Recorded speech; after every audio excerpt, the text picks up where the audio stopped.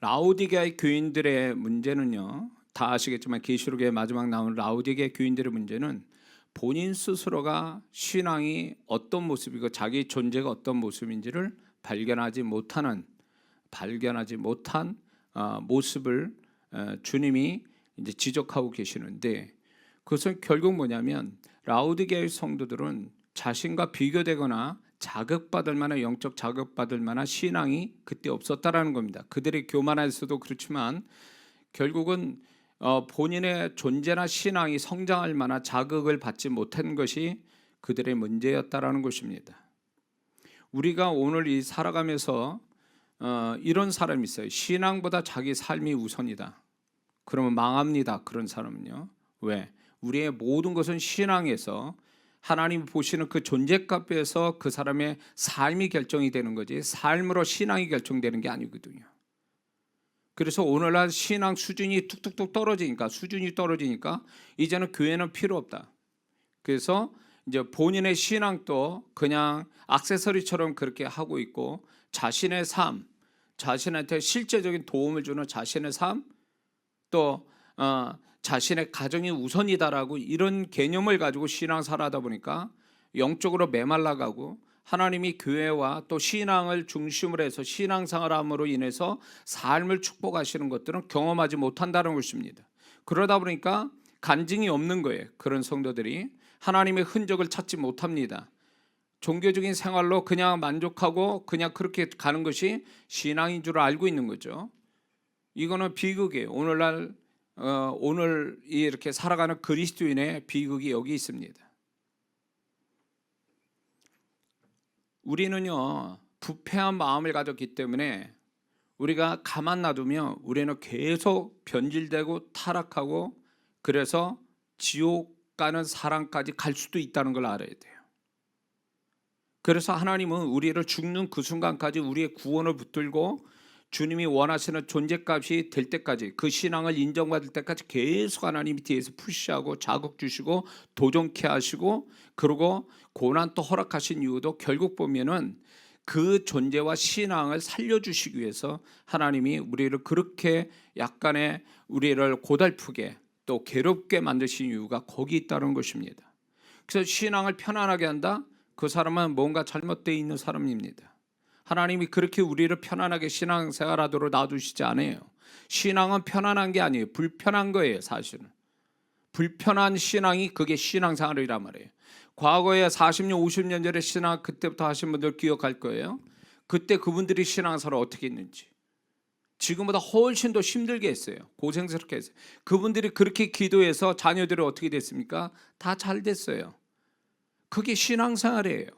근데 오늘날 신앙생활을 어떻게 합니까? 그전보다 어떻게 해요? 굉장히 편하게 해요.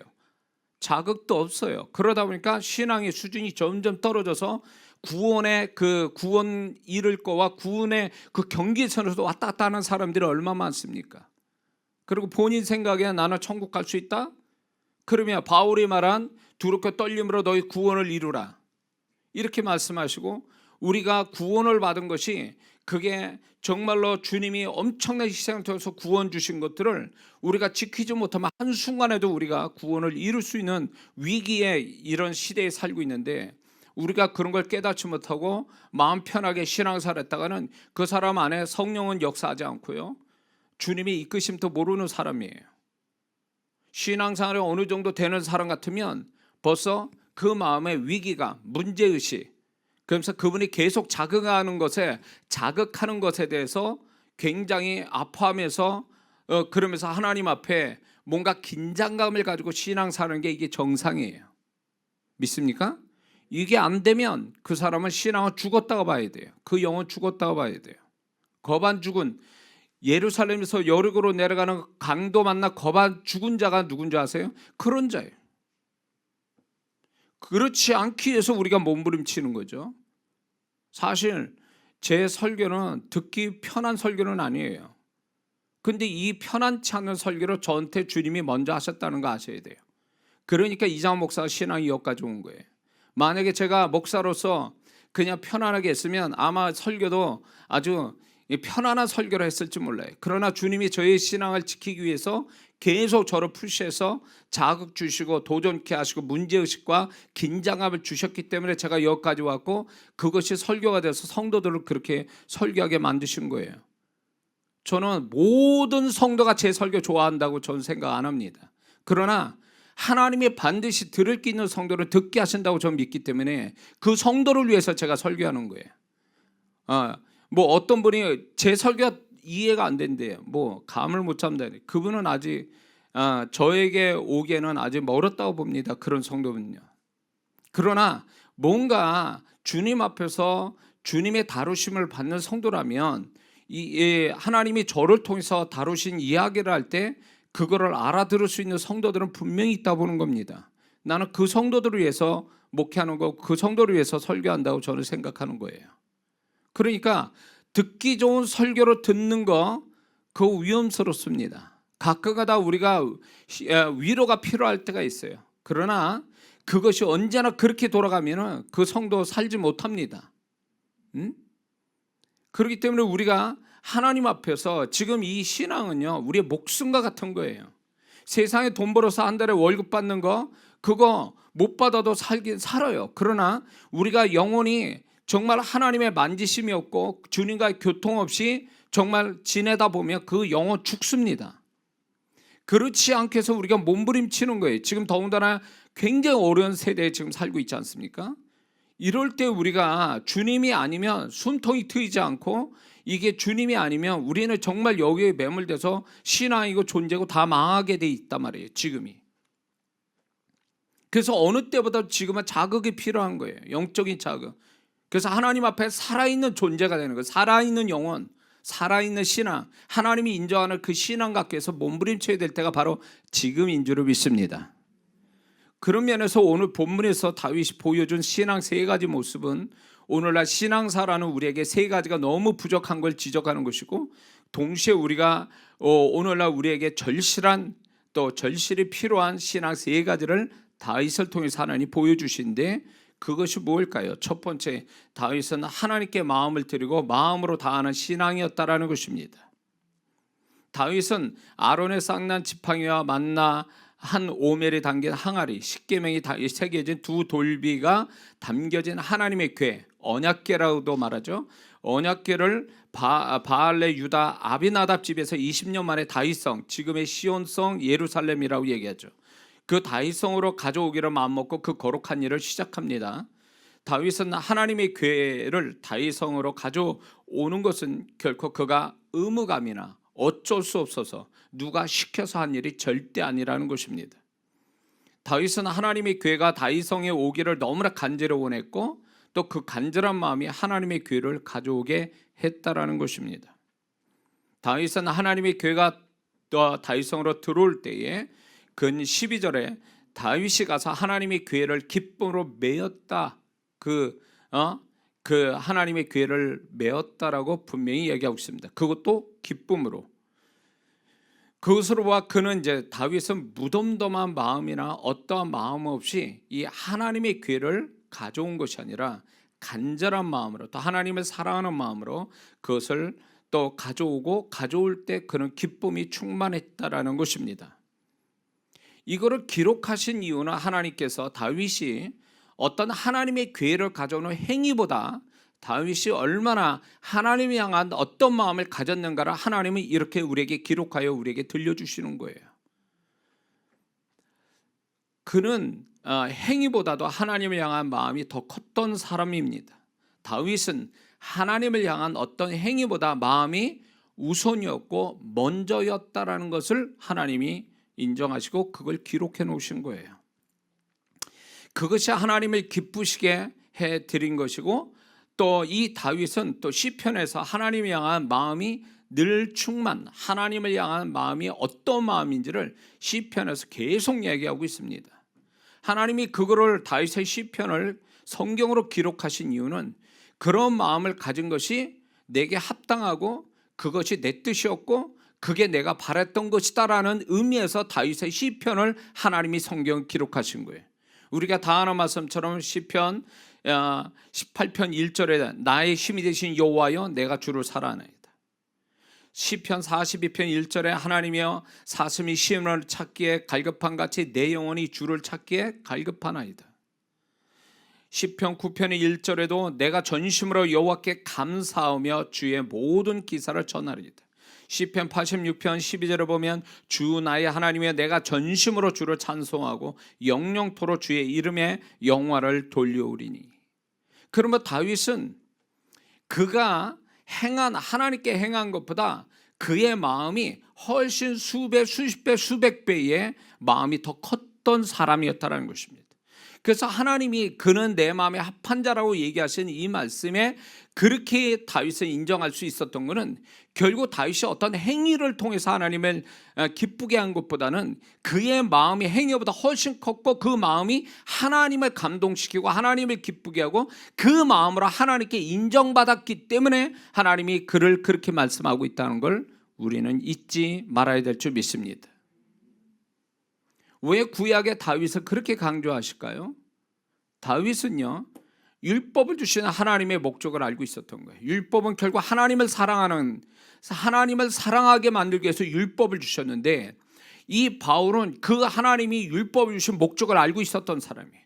그 율법을 지킴으로 해서 하나님을 마음으로 사랑하는 그 마음이 굉장히 컸던 사람이에요. 그러니까 율법을 주신 하나님의 뜻을 알고 있었던 거죠. 그러나 예수님 당시에 바리새인들은 어땠습니까? 하나님을 사랑하는 마음이 없었습니다. 그들은 행위를 자랑했어요. 그것이 결국 주님께 책망을 듣는 원인이 됐던 거예요. 그렇다면 우리 모습은 어땠을까요? 우리 모습이 어떠냐 말이에요.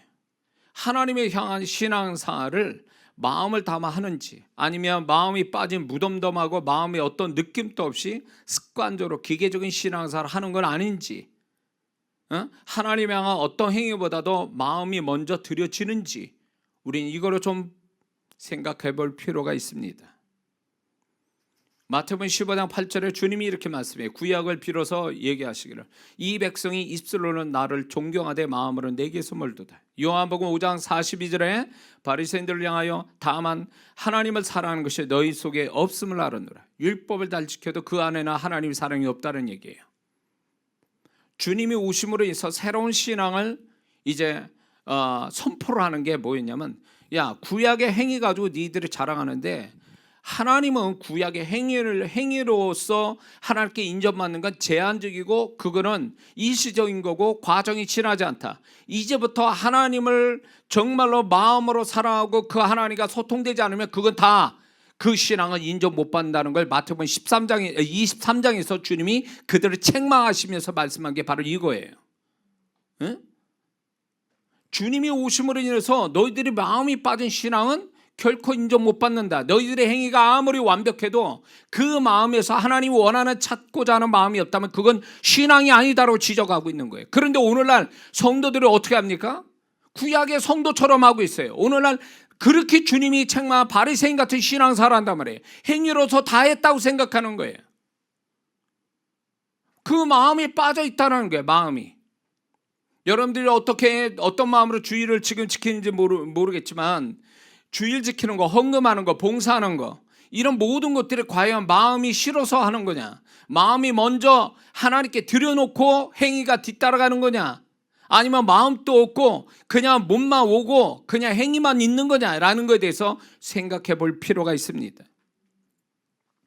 오죽했으면 고린도 교인들한테 바울이 이런 얘기했습니다. 고린도 후서 9장 7절에 억지로나 인색함으로 하지 마라. 하나님께. 이 얘기는 뭐냐면 그때 당시에 억지로 인색함으로 하나님께 하는 자들이 있었기 때문에 이 얘기하는 거예요. 의무감으로 형식적으로 하는 이 모든 것들을 과연 하나님이 받으실 만한 거냐 말이에요. 우리는 이게 내가 했으면 되는 거 아니냐 이래요. 행위로서 내가 헌금 드립니다, 주일 지킵니다, 봉사합니다. 그 한 것 가지고 하나님께 인정받으려고 한다는 이 자체가 벌써 하나님의 마음을 모르는 거예요.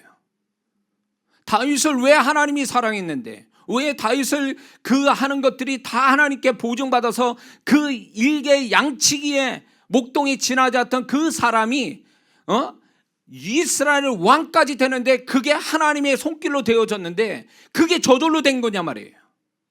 뭘로 하나님이 다윗을 인정한 거예요? 겉으로 보면은 다윗의 행위는 그렇게 우리가 생각한 만큼 위대한 행위는 아니에요. 그러나 그의 마음을 살피면 시편을 보면 어마어마한 하나님을 향한 하나님이 기뻐하는 마음을 가졌다는 걸 우리는 알 수가 있어요. 그렇기 때문에 하나님이 그를 사랑하시는 거예요. 구약에서 유독 그렇게 하나님의 마음을 드리고 마음으로 인정받은 유일한 가장 대표적인 인물이 다윗이라는 거예요.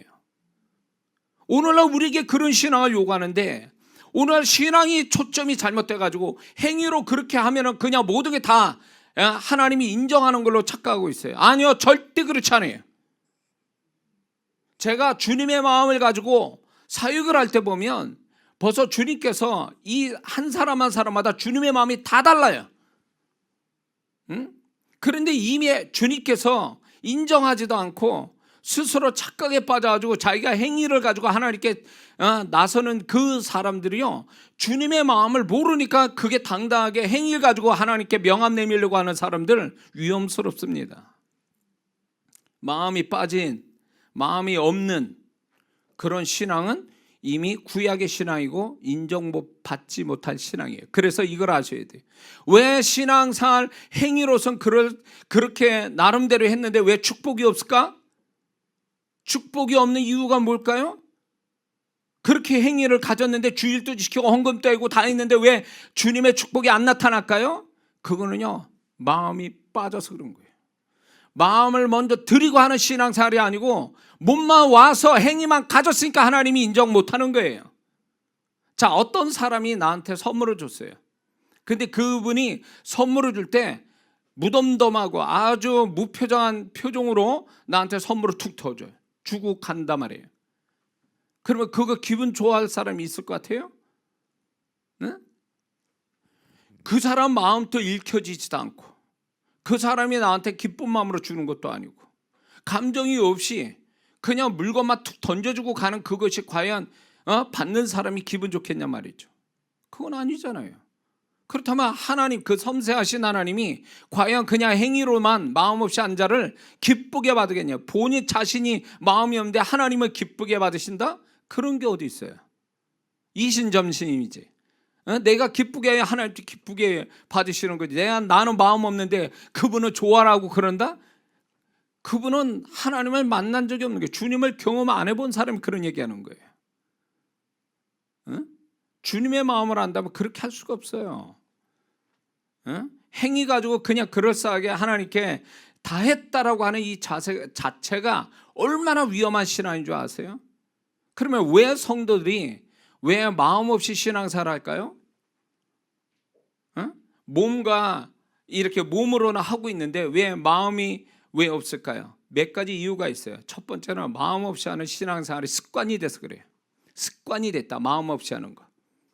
몸만 하는 그 자체에 그렇게 하는 게 습관이 돼서 마음을 들이는 자체가 안 되는 거예요. 몸만 들이는 그런 습관이 돼가지고. 두 번째는 세상의 마음을 다 빼앗겨서 하나님께 드릴 마음이 없어서 마음 없이 신앙생활하는 거예요.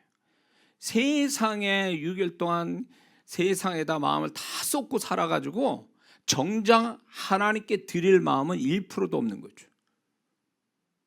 자, 아주 죽어라 코피 터지게 일하는 사람이 그 다음날 일을 나갈 수 있을 것 같습니까? 못해요. 다 쏟았기 때문에 전날에. 그런 거 똑같은 거예요. 세상의 마음을 다 빼앗기고 먹고 사냐고 열심히 마음 뺏겨놓고 그렇게 살다가 주일날 와서 텅텅 하나님께 드릴 마음이 하나도 없는 거예요. 1%도. 그러니까 당연히 마음 없이 할 수밖에 없지. 하나님께 드릴 마음은 좀 남겨놔야 되는 거 아니에요? 세상에다 다 쏟아놓고 주님께 드릴 마음이 없다. 주님이 과연 그걸 이해하실까요? 주일날 예배 드리면서 전날에 뭐하고 일주일 동안 뭐 했는지 모르지만 주일날 와가지고 주님께 드릴 마음이 하나도 없어요. 그거는 심하게 말하면 하나님에 대한 모독이에요. 하나님이 우리를 사랑하사 독생자 예수 그리스도를 주셨다 그래요. 우리를 사랑하셔서 그분이 예수 그리스도를 우리에서 주시기 전에 이 세상을 먼저 사랑했다는 걸 아셔야 돼요. 사랑의 마음에서 그분의 행위가 독생자를 주신 거예요. 하나님도 그리했는데 우리는 왜 그렇게 안 하냐 말이에요. 예? 독생자만큼 하나님께 드리냐 말이에요. 그것도 못 드리면서 마음조차도 없어. 그러면 하나님하고 맞아 떨어지는 신앙이냐 말이에요. 그분은 사랑해서 독생자 예수 그리스도를 우리에서 주셨는데 우리는 그 귀한 것도 드리지 못하고 겨우 그 얼마 되는 걸 드리면서도 마음 없이 하고 있다면 그게 하나님하고 맞아 떨어지는 마음이냐 말이에요. 그리고 신앙생활 다 했다는 거예요. 어떤 가정사회 가는 분이 이렇게 얘기하더라고요. 일터에다 마음을 다 빼앗기지 마세요. 일터에다가 한 70%만 마음을 쏟고 30%는 가정에다 쏟으세요. 이렇게 얘기하더라고요. 어떤 분은 그래요. 일터에서 다 일을 너무 열심히 하다 보니까 가정에 돌아와서 아내나 자식한테 쏟을 마음이 없는 거야. 와서 뻗는 거죠. 잠자기 바쁘고 그리고 자기 할 일 바쁘고 그러니까 가족들을 위해서 먹여 살리기 위해서 일터에서 마음 쏟는 거 좋다고 해요. 그런데 정작 자기를 사랑하는 가정에서는 마음을 쏟을 게 없는 거예요. 그러니까 결국은 나중에 뭐가 됩니까? 퇴직한 다음에 어떻게 돼요? 아내한테 구박받고 자식한테 버림받고. 왜 그래요? 일터에서 너무 마음을 다 빼앗기고 보니까 자식한테 쏟을 마음인 거예요. 아내한테, 가정한테. 그래서 버림당하는 거예요. 그래서 가정사역자 그러는 거예요. 일터에다 마음을 다 쏟지 마세요. 쉼도 70%만 쓰세요. 30%는 집에 돌아와서 아내와 자녀한테 쏟으세요. 이렇게 얘기하더라고요. 근데 그 말이 맞잖아요. 예? 신앙도 마찬가지예요. 우리가 세상에다 마음 다 빼앗기고 염려, 근심, 걱정 그런 데다 다 마음 빼앗겨가지고 주일날 주님께 마음을 드려야 될 마음은 하나도 없는 거예요. 감동스러운 마음이 없죠. 감사, 기쁨, 평안, 소망, 사랑 이런 마음이 하나도 없어. 속은 통통 베서 하나님께 드릴 마음 하나도 없고 몸뚱이만 와가지고 하고 있는 게 과연 그게 하나님 보실 때 정상으로 보겠냐 그 얘기예요. 그분은 나를 사랑의 마음으로 바라보시고 사랑의 마음 가지고 내게 다가오는데 나는 이게 마네킹처럼 아무것도 없이 마음에 아무것도 없이 몸뚱이만 딱 가지고 오면 정말 그분이 기쁘게 나를 만나 주시겠냐. 기쁘게 나를 여기시더라도 내가 못 느끼잖아요. 내가 마음이 없으니까. 그래서 이게 문제라는 거예요. 세 번째는 왜 마음 없느냐? 행위로 하는 신앙에 만족하기 때문에 그래요. 행위가 다가 아니에요. 행위 플러스 마음, 그게 온전한 신앙이에요. 그래서 마음이 빠지면 이미 그 신앙은 반쪽에 지나지 않아요. 그리고 네 번째는 마음의 죄와 디모데후서 3장 1절에서 5절에 나타난 자기 사랑, 돈 사랑, 쾌락 사랑 이 세 가지 잘못된 사랑이 그 사람 마음에 있기 때문에 하나님께 마음에 드릴 것이 없는 거예요. 그래서 마음에 죄가 많은 사람이 하나님께 마음 드릴 수가 없어요. 그리고 자기 사랑, 돈 사랑, 쾌락 사랑 이것이 잘못된 사랑이 우리 안에 움직일 때에 하나님께 드릴 마음이 없다 그 얘기예요. 교회 와서도 계산하고 있어. 교회 와서도 딴짓거리 한다니까요. 딴 생각하고 있어요. 예? 우스갯소리지만 우스운 얘기지만 제가 개척하고 얼마 있다가 이제 성도들이 이제 조금씩 오면서 예배를 드리는데 그때 이제 주보에 지금 또 주보에 그 공란 있죠? 설교 쓰라고 이렇게 공란을 줬더니 뭘 열심히 쓰더라고. 2번 그런 얘기 하면서 뭘 열심히 써. 아야 설교에 은혜 받는가 보다. 그래서 저는 좋아가지고 설교를 했죠. 끝나고 나서 이제 딱 그 자리에 가서 그 친구의 주보를 보니까 동계산하고 있더라고. 동계산한 거야 설교 시간에. 물론 설교를 그 성도한테 내가 그 친구한테 은혜스럽게 설교 못한 나도 문제지만 어떻게 설교 시간에 동계산하고 있냐. 또 하나는 또 이제 이렇게 적고 있더라고요. 그래서 무언가 했더니 옆 사람하고 말을 못하니까 그걸로 이제 묻는 거예요. 끝난 다음에 어디 갈 건지 뭐 이런 거. 참 내가 그거 보면서 나도 회개했지만 참 이런 성도 데리고 목회하는 게 참 어떻게 해야 되는가 난감하기도 하고 그렇습니다. 그 뭐예요? 교회 와서도 온전히 주님께 집중을 못해요. 뭐 이렇게 생각할 게 많아가지고 집에까지, 거기서 집에 교회 오기 전까지 생각했다 교회까지 와서도 또 그 생각을 하고 있냐고. 응? 그런 태도로 하나님께 예배드리는데 그 예배가 정말 진정 주님이 받으신 예배가 되고 축복이 된 예배가 되겠냐, 그 얘기예요. 응?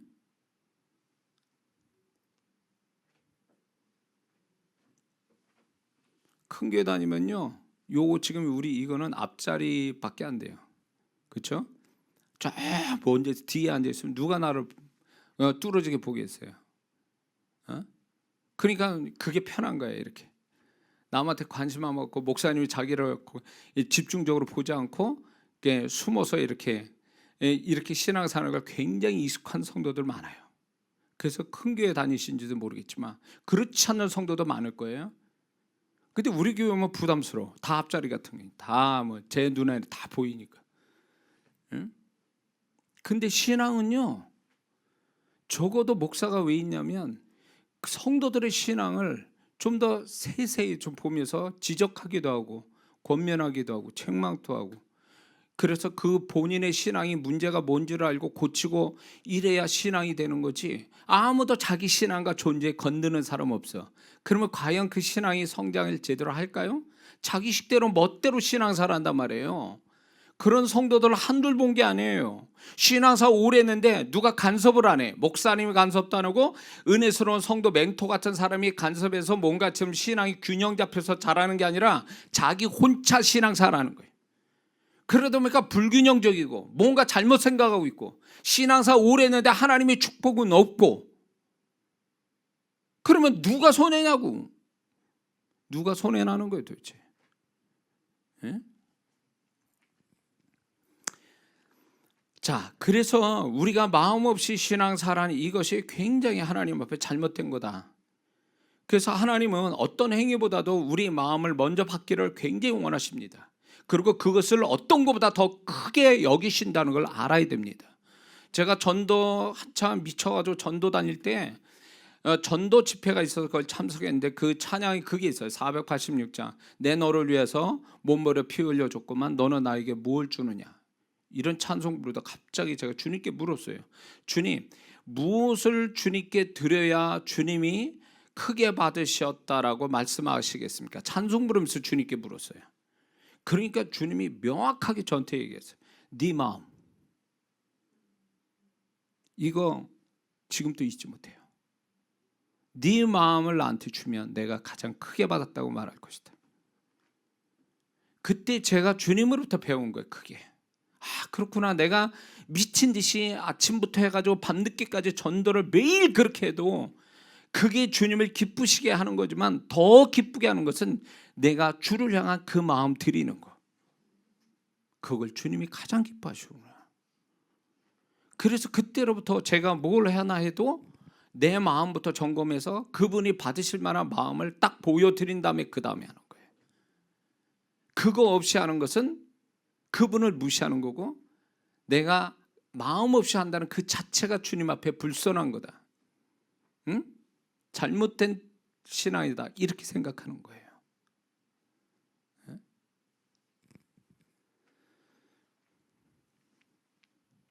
왜 포도 품꾼 비유 아시죠?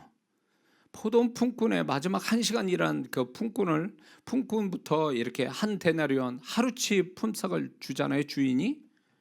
그럼 먼저 온 사람 적어도 11시간, 12시간 일한 사람은 더 줘야 돼. 12배로 더 줘야 되잖아요. 1시간 일하는 사람한테 그렇게 줬으니까. 근데 왜 동일한 품삯을 주죠? 주인이? 바로 거기 주인이, 주님의 마음이 거기 있는 거예요. 무슨 태도죠? 그 먼저 온 사람은 은혜로 여기지 않고 그걸 빛으로 여겨서 왜 우리에게 더 주지 않느냐고 집주인을 원망했다는 단어를 써요. 거기다가 뭐예요? 그들은 그 주인에 대한 고마움으로 일한 게 아니라 빛으로 여겨서 더 받지 못하는 것에 대한 보상 심리를 통해서 더 받지 못하는 것에 대한 불평에 대해서 주인이 먼저 알아봤기 때문에 너는 그럴 가치가 없다. 너희들은 하루 품삯으로 계획했으니까 하루 품삯 받아라. 그러나 적어도 1시간 일한 그 친구는 어떤 마음을 가지고 일을 했을까요? 주인에 대한 고마움, 안 받아도 고만. 거기에서 주님이 우리에게 얘기하시는 그거예요. 그 1시간 일하는 그 품꾼 같은 태도로 나의 일을 하고 나에 대한 신앙을 가져라. 그게 주님의 메시지 아닙니까? 응? 우리가 그렇게 해야 되는 거예요. 응? 믿습니까? 삭개오를 왜 주님이 만나 주셨어요? 그 이름까지 알아가면서. 그 삭개 안에는 변화하고 싶은, 주님 만나서 변화되고 싶은 그 마음이 간절해서 어린애나 올라가는 뽕나무, 사람도 많고 자기 민족한테 죄인 취급받는 그런 사람들 많은데, 원래 죄 많은 사람은 사람 많은데 안 갑니다. 죄 많은 사람이에요. 자기 죄가 있어서. 그래서 전에 이제 지금 저 공중 목욕탕 잘 못 가잖아요. 근데 전에 이제 그 코로나 생기기 전에 이제 가끔가다 제가 낮에 이렇게 하면요, 이렇게 문신 이렇게 주로 그런 분이 있잖아요. 밤에 일하시는 분들. 예, 여기에 막 근육인데다 문신이 온몸이 다 그냥 문신하고 이런 분들이 낮에 와요. 그러니까 낮에 사람들이 없으니까 낮에 그러고 와요. 그래서 이 죄 많은 사람은 사람 많은 데 가는 걸 원치 않아. 그러니까 이 삭개오가 자기가 주변 사람이 자기를 무시하고 또 죄인 취급하는 걸 알면서도 그 많은 사람들 속에 예수님 만나려고, 그것도 키가 작으니까 뽕나무, 애들이나 올라가는 뽕나무에 올라가고 채시머리 없이. 그게 뭘 얘기해? 삭개오는 그렇게 간절한 거예요. 변화받기를, 주님 만나기를. 그래서 주님이 알아주셨잖아요. 주님이 모르지 않아도 내가 이제 남한테 4배나 갖고 절반을 가난한테 주고, 이런 얘기가 뭐예요? 그가 그렇게 간절히 변화되고 싶었던 그 마음을 주님이 알아주셨다 그거예요. 그러니까 주님은요, 그 마음에 뭐가 있는가를 아시고 그거에 따라서 반응하셨다라는 거예요. 그것 따라. 그렇다면 오늘날 그 동일하신 주님이 오늘날 우리에게도 그렇게 하시지 않겠느냐는 거예요. 응? 하나님은 우리 마음을 보시고 살피시는데, 사무엘상 16장 7절에도 여호와께서 사무엘에게 이르시되 그의 용모와 키를 보지 마라. 내가 이미 그를 버렸노라. 내가 보는 것은 사람과 같지 아니하니 사람은 외모를 보거니와 나 여호와는 중심을 보느니라 하시더라. 계시록 2장 23절에도 모든 교회가 나는 사람의 뜻과 마음을 살피는 자인 줄 알지라, 이렇게 말씀해요. 예레미야 12장 3절에도 여호와여 주께서 나를 아시고 나를 보시며 내 마음이 주를 향하여 어떠함을 감찰하시오니. 데살로니가전서 2장 4절에도 오직 하나님의 옳게 여기심을 입어 복음 전할 부탁을 받았으니 우리가 이와 같이 말함은 사람을 기쁘게 하려 함이 아니오 오직 마음을, 우리 마음을 감찰하시는 하나님을 기쁘시게 하려 함이라. 구약과 신약을 보면요, 이렇게 하나님을 향한 마음 중심을 가지고, 마음을 가지고 하나님을 섬기려는 것을 분명히 하나님이 이렇게 얘기하고 계십니다. 예? 그러므로 우리는 마음을 먼저 하나님께 드리는 신앙을 가져야 되는데, 그렇게 하려면 우리가 작은 거라도 마음을 드리는 훈련을 해야 돼요. 항상 뭘 작은 걸 하나님께 뭘 해도 마음을 바치면서 하려고 하는 이 태도가 먼저 돼야 된다는 것입니다. 응? 마음이 안 가면 하지 마세요. 마음을 먼저 드린 다음에, 마음이 간 다음에 그 다음에 하라는 거예요. 제가 하나님께 뭔가를 헌신할 때도 내 마음이 이 헌신의 양보다도 내가 그 하나님을 헌신에 대한 마음이 그 있을 때 비로소 그 마음을 가지고 하나님께 헌신할 때 하나님이 받으신단 말이죠. 그 마음이 없이 한다면 이 헌신은 하나님의 축복이 어쩌면 반토막 날 수도 있고 축복을 못 받을 수도 있다라는 거죠. 그래서 우리는 하나님께 받으실 만한 마음을 가지고 행하는 습관처럼 돼야 돼요. 이게 습관이 돼야 돼요. 그리고 하나님에 의해서 감성적인 사람이 돼야 돼요. 응? 세상에는 드라마 보면서 울고 웃고 막 난리를 치는데 왜 하나님한테는 왜 무덤덤하고 그렇게 통나무처럼 아무런 감각이 없는 사람처럼 그러냐 그거예요. 응? 오늘날 교회가 과거보다도 훨씬 더 절제되고 세련된 신앙을 가짐으로 인해서 하나님을 향한 감성을 이 메말라가는 성도들이 점점 많습니다. 응? 기쁨, 소망, 감사, 그다음에 뭐 감동, 이런 또 하나님을 향한 그 감성, 내지는 하나님이 나의 감성을 건들 때 그런 것들을 표현해야 되는데 그런 걸 안 한다 그 얘기예요. 그러니까 하나님에 향한 감성은 없는 거예요. 이게 하나님과의 관계가 이게 더 깊이 못 들어가는 이유가 뭔지 아세요? 너무 이 머리로 신앙생활해서 그래요. 이 가슴으로 하는 게 아니라. 응? 그래서 저는요, 하나님의 감성이 모자란, 하나님을 향한 감성이 모자란 사람한테 꼭 시편을 읽으라고 그래요.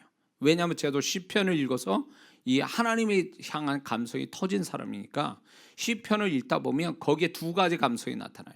그 시편 기자의 하나님을 향한 감성과 그 감성에 반응하시는 하나님의 감성이 시편에 녹아져 있어요. 그래서 성경의 그 많은 66권 중에 하나님의 감성이 가장 풍성한 게 바로 시편이에요.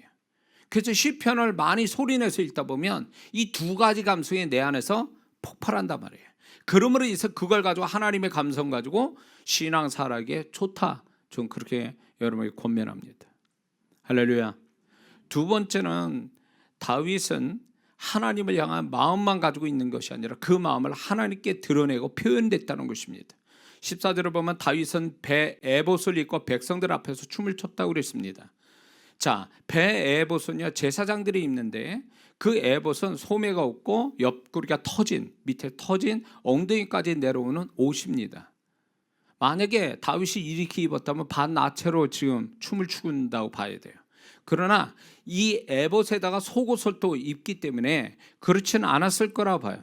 그렇지 않지만 이 배 에봇을 입고 춤을 췄다라는 것이 아주 중요한 의미가 있는데 왜 그러냐면 그때 당시의 문화가 뭐였냐면 이 축제 행렬에서 축하 행렬에 있어서 춤을 추는 것은 누가 아니면 그 축제 행렬의 주인공 된 사람을 경외하는 마음을 가지고 노예가 하는 일이에요. 노예가. 이해가 되세요? 노예가 해야 될 몫이 뭐냐면 춤을 추는 거예요. 이거는 평민들이 하는 게 아니에요. 노예가 춤을 추는 거예요. 그 축하의 행렬에서 그 사람을 존중하고 축하해 주기 위해서 노예들이 하는 게 춤이었다라는 거예요. 그게. 근데 다윗이 그거를 춤을 추고 있다라는 얘기는 좋아서 춤을 추지만 그게 뭐냐면 하나님을 경외하는 마음으로 종의 자세로 하나님께 보여드렸다 그 얘기예요. 굉장한 거예요, 이거는. 그러니까 미갈도 왕비로서 정말로 다 자기 남편이 그렇게 평민과 같이 노예같이 그렇게 춤을 추니까 그거를 우습게 본 거예요. 춤을 추면서 가랑지 벌리고 그렇게 이렇게 뭡니까 노예 같은 태도로 보이니까 왕이.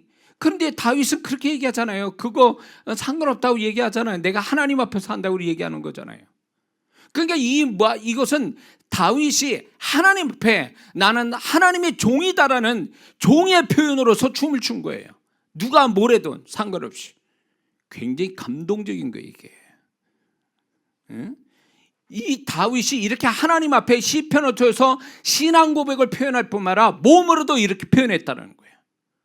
다윗은 또 하나님 앞에서 하나님의 괴가 들어올 때 거기다가 연주까지 했어요. 다윗은 워낙 연주를 하며 음악을 하는 이 재능이 있는 사람이었으니까 그거를 하나님 앞에 여호와께 올 때 다윗과 이스라엘 백성이 연주를 했다고 그랬어요. 그러니까 다윗은 마음으로만 하나님을 섬긴 게 아니라 그 몸으로도 어떤 식으로도 표현하고 있었다는 거예요. 이게 하나님을 감동시킨 거예요, 이게. 그렇다면 우리의 문제는 뭡니까? 우리는요 그냥 마음만 있으면 된다. 굳이 뭘 표현까지 하냐. 이런 태도로서 표현하는 걸 아주 인색해하고 안 하려고 하는 사람도 있어요. 그래서 제가 하나님이 역사한 건 간증해야 된다. 하나님이 그걸 원하시니까. 10명이 문둥병이 고침받았잖아요. 제사장에게 몸을 보러 가다가. 근데 주님 한 사람 와서 살해했다고 그랬죠. 사마리아인이 와서 감사했다고 그랬어요. 근데 주님은 그 자리에 서서 기다리고 계셨던 거예요. 10명이 다 와서 감사하기를 그 자리에서 기다리고 있었다는 거예요. 그게 하나님의 마음이에요. 하나님이 하신 일은 하나님이 영광 받기 위해서 우리가 그것을 드러내기를 원하시는 거예요. 혈류증 여인이 예수님 가다가 그 옷자락만 붙잡아도 나음을 얻겠다라는 그 믿음 가지고 예수님 옷자락 잡았을 때 주님이 그냥 지나갔습니까? 누가 내 옷자락 잡았냐? 응?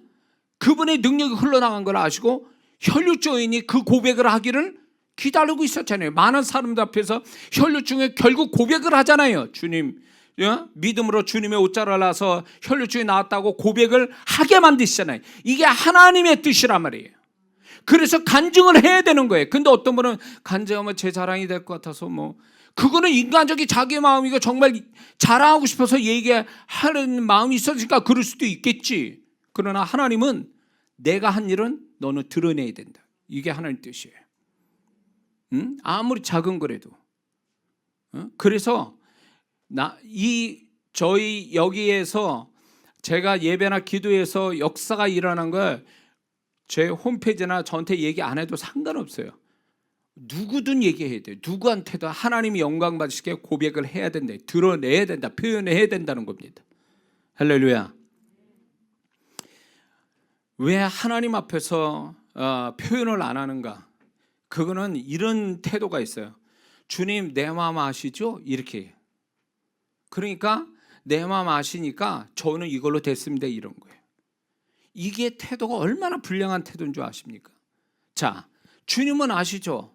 주님이 그 사람 마음이 감사하는 마음을 갖고 있다는 거 아세요? 그런데 주님이 아시는 거와 주님이 표현돼서 축복하는 건 다른 문제예요. 역사는 어디서 오냐? 표현될 때 역사가 오는 거예요. 마음에 담아두고 아무 얘기 안 하는 데선 역사가 없어요. 표현될 때 비로소 역사하는 거예요. 어떤 사람은 내 마음에 믿음이 충만합니다. 충만하면 뭐예요? 그 믿음이 표현되지 않는데, 표현되지 않는 믿음은 죽은 믿음이에요. 표현될 때 그 믿음이 역사하기 시작하는 거예요. 그러므로 나는 속에 뭘 가지고 있습니다. 자랑하지 말라는 거예요. 그게 하나님께 인정받고 하나님이 축복할 만한 게 되려면 표현이 돼야 돼요. 표현이 안 된 신앙은, 표현이 안 되는 믿음, 표현이 안 되는 감사는 그거는 하나님이 역사를 안 한다는 거예요. 이거로 주님으로부터 제가 선명하게 받은 건데, 주님께 제가 어떤 헌신을 하려고 이제 주님과 나와의 관계 속에서 제가 그걸 고백했어요. 그러니까 주님이 그걸 받으신 걸 제가 받았단 말이에요. 그런데 주님께서 뭐라냐면, 네가 그 일에 대해서 헌신하고 작정한 거 내가 믿고 나는 이미 받았다. 그러나 네가 그거를 직접 표현하라. 표현될 때 역사한다는 거야. 표현될 때 내가 정말로 이거를 이제 하나님의 입장에서는 그걸 완성시킨다는데, 그래서 그때 이제 제가 크게 하나님께 물질로 감사 예물을 드림으로 하나님 이제 제가 이 부분에서 하나님 앞에 제가 감사로 이제 표현합니다. 그럴 때 주님께서 그걸 받으시고 저를 축복하셨어요. 이건 사실이에요. 그러니까 주님은 표현되는 걸 원하세요. 우리 마음에서만 머무는 게 아니라 표현될 때 하나님이 역사한다는 거 잊지 말아야 됩니다. 에? 그리고 어떤 사람은 이렇게 다른 사람 의식해가지고 또 누가 뭐랄까 봐 이렇게 표현 안 하는 사람이 있어요. 하나님이 역사를 했습니다. 또 성령의 임재가 나타났어요. 그러면 그게 자꾸 이렇게 표현이 돼야 되는데 가만히 있는 사람들 있죠. 그것은 결코 하나님이 그 이상의 역사를 못합니다. 하나님이 역사했으면 거기에 반응하고 표현될 때 하나님이 더 강하게 역사하시고 더 큰 축복을 주시는데, 표현 안 하고 가만히 마음으로만 있고 다른 사람한테 들키지 않게 해서 이런 태도는 결코 하나님이 그 다음 역사를 진행 안 한다는 거예요. 그래서 많은 분들이 왜 하나님의 축복을 영적이든 육적이든 축복을 받고 단발적으로 끝나는 이유가 뭔지 아세요? 연이어서 나타나지 않고 그 한 번의 축복에 표현되냐 안 되냐에 따라 그 축복이 연결되냐 끊어지냐의 차이가 생기는 거예요. 응? 그러니까 표현되지 않는 신앙은 결국 그 다음으로 연결이 안 된다는 거예요. 하나님의 역사가. 이것도 모르고 표현을 안 하니까 하나님이 그 다음에 얘가 이렇게 표현돼 그 다음에 하나님이 일할 텐데, 표현을 안 하니까 하나님도 끝, 여기서 끝. 그러므로 우리는 하나님 앞에서 마음으로만 담아두지 않고 어떤 형태, 말이든 행동이든 뭐 예물을 드리든 뭐든 간에 표현이 될 때 비로소 하나님이 역사가 시작되는 걸 잊지 말아야 될 줄 믿습니다. 성경 속에 자기 마음을 표현해서 축복받은 사람이 나타나죠. 저는 성경서의 제일 행운하는 십자가 달린 한 강도라고 봅니다. 그 강도는 예수님을 알아보고 자기를 불쌍히 여기달라고 주님이 낙원 갈 때 자기를 기억해달라고 해요. 그 말 한마디로 그럼 구원받았죠. 소경이 눈뜨기 원합니다. 그래, 네 믿음대로 되라. 응? 가나안 여인이 주님이 그렇게 무시하고 그래도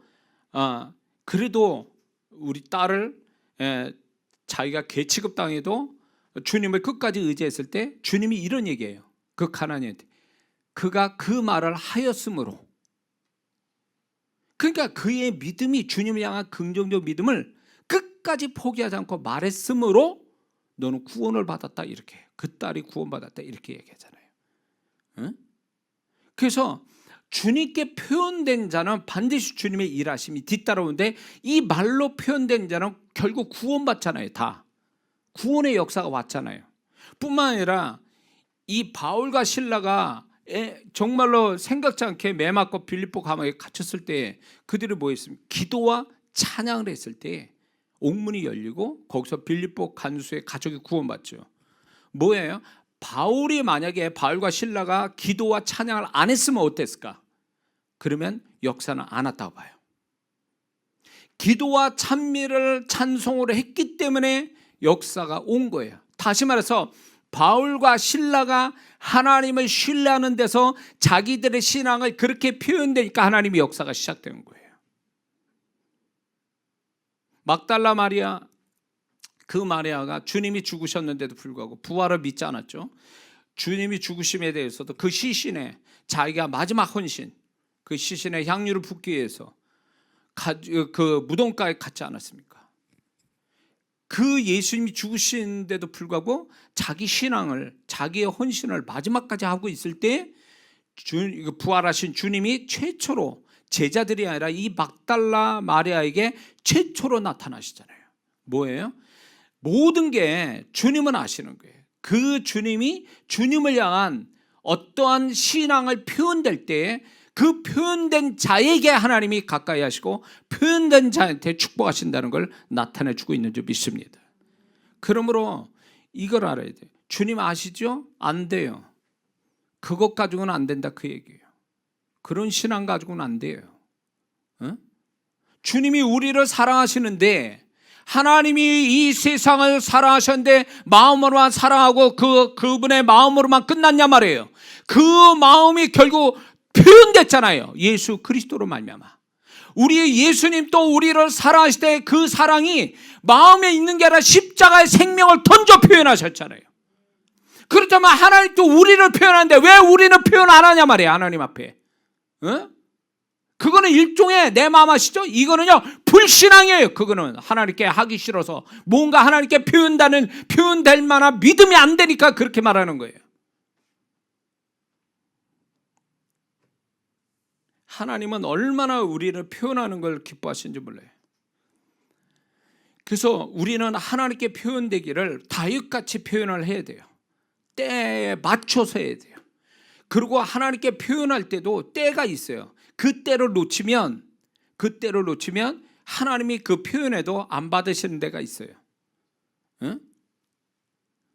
자, 아말렉 족속으로 인해서 그 사울 왕이 하나님의 약속을 어겼어요. 100% 순종하지 않았어요. 그 사무엘이 와서 얘기했습니다. 근데 사울 왕이 변명되고 있었어요. 그럴 때 이제 당신은 왕으로서 이제 끝났다 얘기했을 때 비로소 이제 상황이 파악된 거예요. 그래서 내가 여호와께 죄를 범하였나이다, 회개하나이다 이랬어요. 근데 이제 끝났어요. 그 회개도 안 받으셨어요. 때가 있는 거예요. 하나님께서 다윗도 두 번의 실수가 있는데 밧세바의 사건과 그 다음에 군사력을 조사하는 그 두 가지 사건에 하나님께서 자그마치 1년 내지 2년의 기회를 주셨어요. 회개할 기회. 이 다윗이 이 기회에 하나님이 회개할 기회에 회개를 안 하니까 그 뒤에 회개도 안 받으셨다 그 얘기예요. 하나님이 하실 일을 해버리고 마신 거예요. 그래서 밧세바의 첫 자녀가 죽게 만들죠. 군사력을 통해서 3일에 온역으로 7만 명이 죽어나가죠. 뭐예요? 그 이전에 벌써 하나님이 회개할 찬스로 줬는데 그거를 때려 놓치니까 그 뒤에 회개는 의미가 없다 그 얘기예요. 하나님이 원하시는 기한에 해야지, 하나님이 기한을 넘어가면 그 사람은 그거 아무것도 하나님이 안 받으실 수도 있다는 걸 얘기해 주는 거예요. 언제나 받으시는 게 아니에요. 하나님이 언제나 받으시는 게, 때를 놓치면 안 돼. 그래서 하나님의 축복받는 사람은 하나님의 타이밍을 놓치지 않는다라는 거예요. 언제나 있겠지. 아니요, 언제나 있잖아요. 하나님은 그 사람을 위해서 딱 맞춰놓은 시간에 내가 맞춰야지 하나님이 우리에게 맞히는 게 아니에요.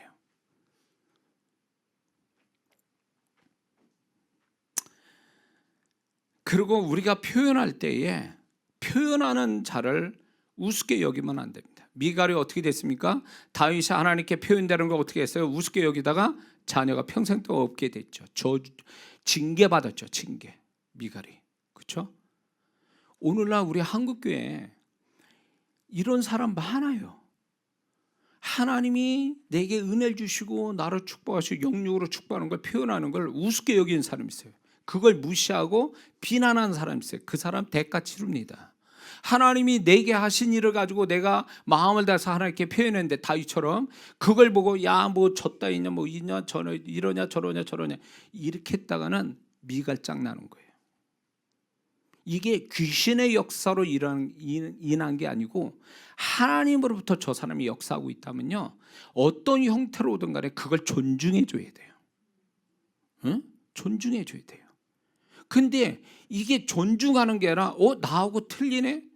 나하고 다르네? 그래가지고 그걸 정죄하고 비난했다가는 하나님 앞에서 그게 징계를 받을 사유가 된다는 걸 잊지 말아야 됩니다. 그리고 하나님께 표현하는데 겁을 내지 마세요. 다른 사람 눈치 보지 말고 하나님이 나한테 임하신 은혜를 내가 적절하게 표현하는 것은 하나님이 기뻐 받으시고 축복하시는 거예요. 응?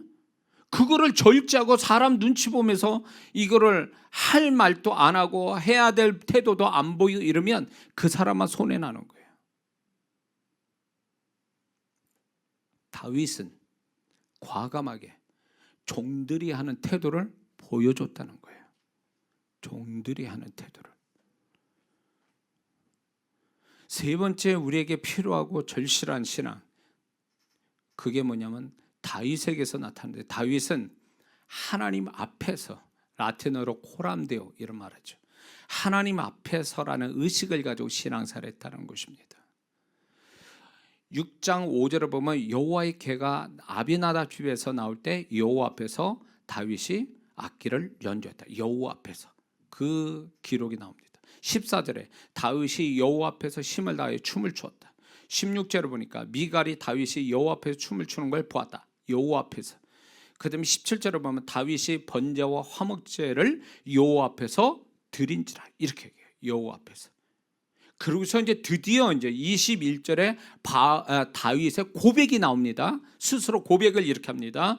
미갈에게 여호와 앞에서 내가 한 것이다. 그리고 이제 21절 후반절에도 여호와 앞에서 내가 뛰놀리라 이렇게 고백해요. 그래서 자, 이게 21절 빼놓고 나머지는요 다 하나님이 그 다윗이 고백하지 않았음에도 불구하고 그가 여호와 앞에서 했다라는 단어를 넣어주세요. 이게 뭘 의미하는지 잘 아셔야 됩니다. 응? 다윗은 분명히 말하지 않았어요. 그러나 하나님은 성경을 그렇게 기록했어요. 여호와 앞에서 그가 했다.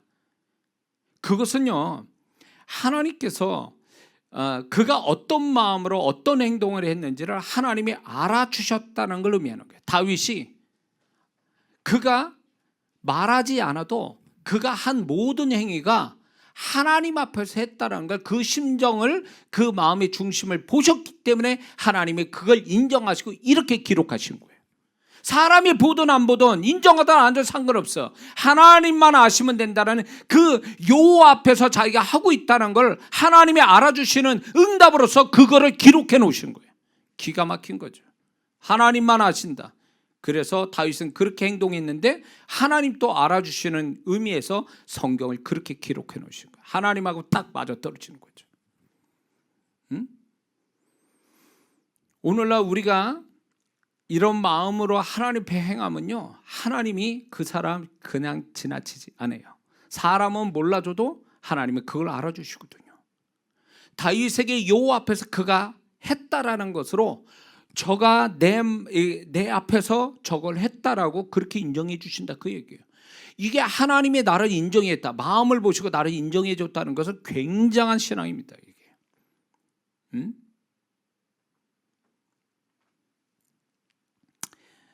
근데 우리의 문제는 뭡니까? 예배, 기도, 찬양, 헌금, 봉사, 이게 다 하나님께 하는 것임에도 불구하고 사람에게 하듯 합니다. 사람에게 보여주기 위해서, 남에게 인정받기 위해서 마음 없이 하는 것, 이것은 하나님 앞에서 하는 신앙이 안 돼 있다는 거예요. 오늘날에도 그렇게 되는지 모르겠지만 이렇게 지금도 그런 교회가 있을 것 같아요. 저는 개척할 때부터 그런 게 없었는데 이렇게 누가 헌금을 뭐 했다, 뭐 11조 감사, 이런 거를 주보에다 안 썼어요. 처음 개척할 때부터 저는. 그리고 처음 개척할 때부터 헌금 얘기는 안 했어요. 그래도 하나님이 알아서 다 하더라고요. 그리고 주보에다 그런 걸 절대로 쓰지도 않았어요. 왜? 그 사람과 주님과의 관계일 뿐이지 그게 무슨 그걸 꼭 증명하듯이 뭐 증명서 띄워두시지 그렇게 하는 건 아니다 싶은 거예요. 근데 놀라운 거는 어느 큰 교회, 그때 당시 제가 큰 교회, 평택에서 큰 교회 다니는 어느 집사님이 이제 이발소를 하셨는데 그 이발소에서 제가 이발을 깎는데 자기가 앞으로 우리 교회에서 자기 교회에서 11조 제일 많이 내는 사람이 되겠대요. 그 믿음 가지고 기도한다는 거예요. 아, 좋습니다, 집사님 신앙이 좋으시네요. 그래서 제가 물어봤어요. 어떻게 11조 많이 내는 걸 어떻게 아십니까? 딱 그러니까 이분이, 난 그때 그거 알게 됐어요. 그 교회는 묵시적으로 그 사람 이름이 먼저 나오면 그 사람이 제일 많이 했다는 거에 그냥 묵시적으로 알고 있는 거예요, 성도들이. 그러니까 그 이름 명단이 있잖아요. 그게 순서예요. 액수의 순서예요. 쫙. 1번으로 하면 그 사람이 그 교회에서 11조 제일 많이 했다는 증거예요. 그래서 이분이 11조를 제일 많이 내고 싶다는 얘기가 그 1번이 되고 싶다. 주보에 11조 명단에, 사람 명단에, 성도 명단에 자기가 1번이 되고 싶다는 뜻이에요. 그게. 이 교회는 이렇게 하는구나. 그때 알았어요. 지금도 그렇게 하는 교회가 있는지 모르겠지만, 응? 이게 뭐예요, 이게? 응? 그 집사님 신앙은 좋은데 잘못 알고 있는 부분이 있어요. 하나님께 드리는 걸 어떻게 사람한테 인정받으려고 그러냐 말이에요. 응? 이게 참 문제인 거예요. 하나님 앞에 사는 걸 어떻게 사람한테 인정받으려고 그러냐 말이에요. 하나님 앞에라는 신앙이 없으니까 그렇게 하는 거 아니에요? 응? 하나님 앞에 안다는 걸 모르는 사람이지, 그거는. 응?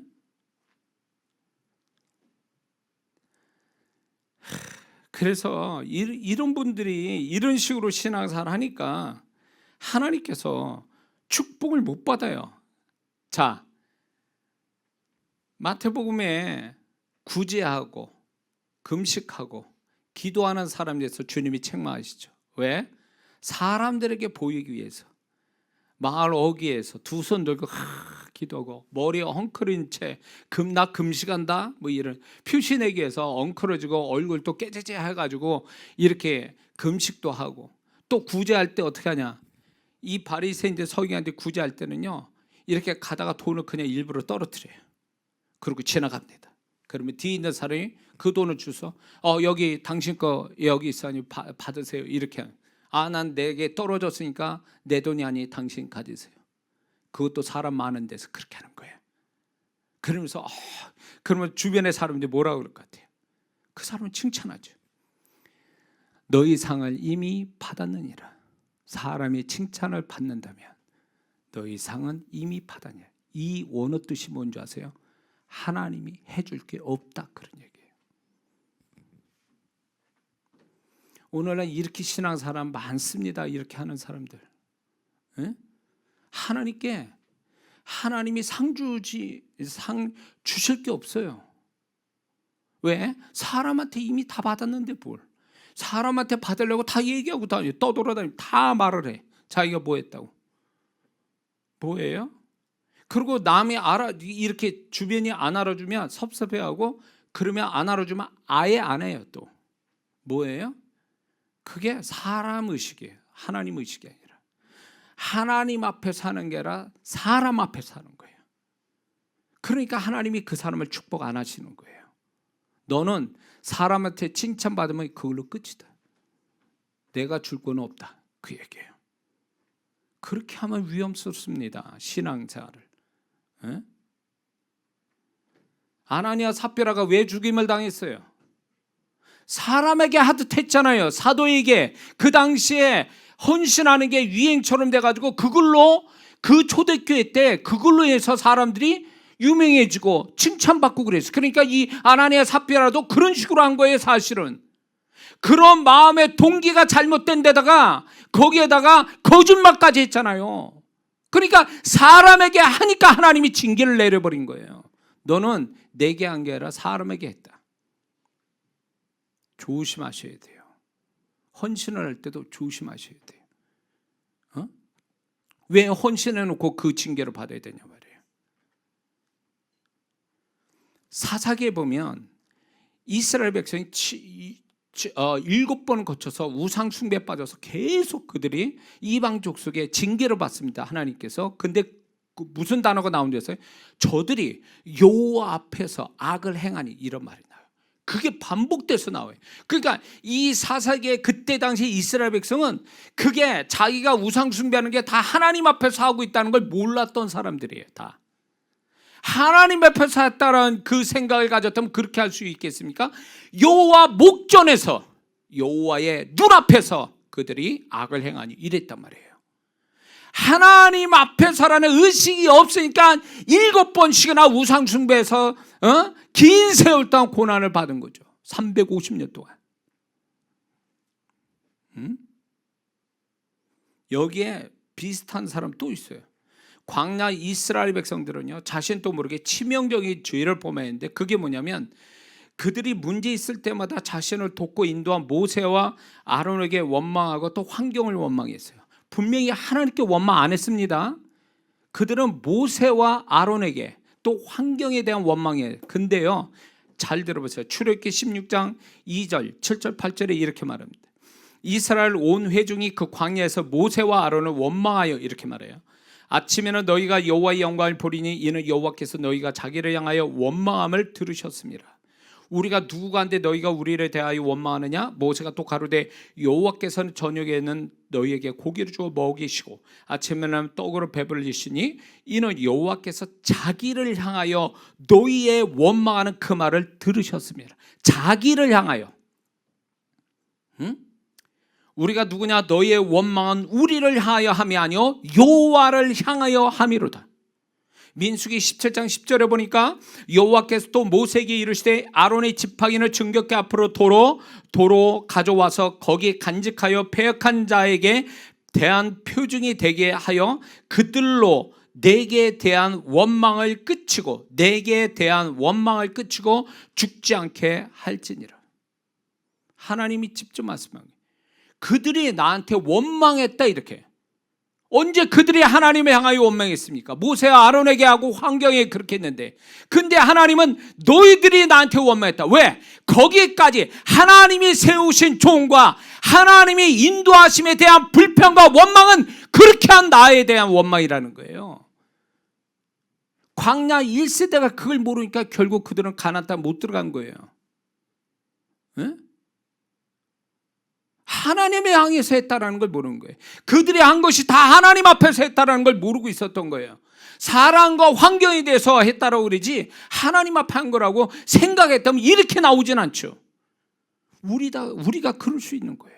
왜 하나님이 기껏 인도하시고 그랬는데 왜 그거에다가 원망하냐 말이에요. 불평하고. 그건 그렇게 인도하시는 하나님을 향하여 하는 거예요.